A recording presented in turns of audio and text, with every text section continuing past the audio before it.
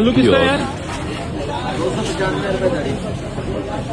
295 rupii za 5 kg. Это получает где-то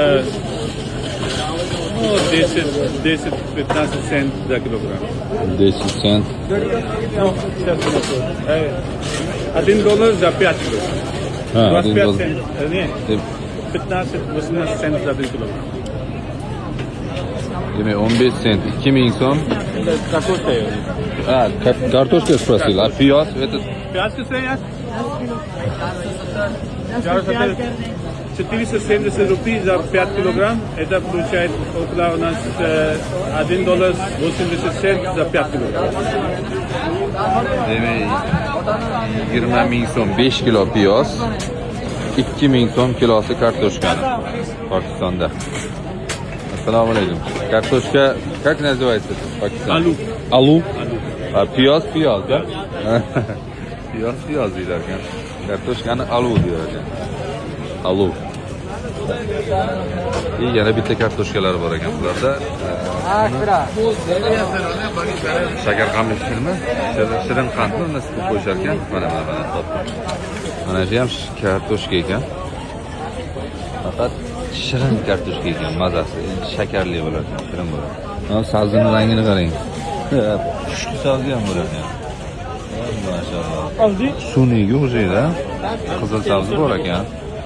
Xushli ham bor ekan. Bunaqasini endi ko'rdim. Alo. Pokistondan davlatimiz yana shartnoma qilishyapti. Juda katta tonnada kartoshka jo'natish O'zbekistonga. Nima ekan bu? Afg'onlar ular, afg'on. Tolibjon akalar. Umumiy narxidan shu 10% olib tashlaysiz. Optim narx chiqib keladi.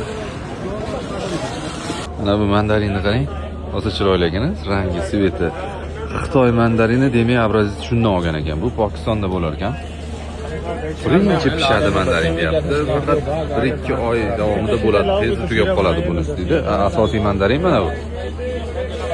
Pokiston mandarini. Bu sal qimmatroq bo'lar ekan, mazasi juda shirin bo'lar ekan. Slate diye na yaar achcha. Bozordamiz.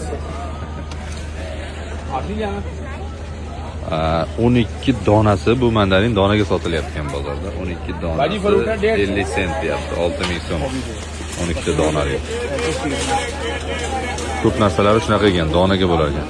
Kecha shashlik aytsak ham shunaqa porsiyani donaga bo'lar ekan. Yarim porsiyada 6 dona bo'lar ekan, bir porsiyada 12 ta bo'lar ekan.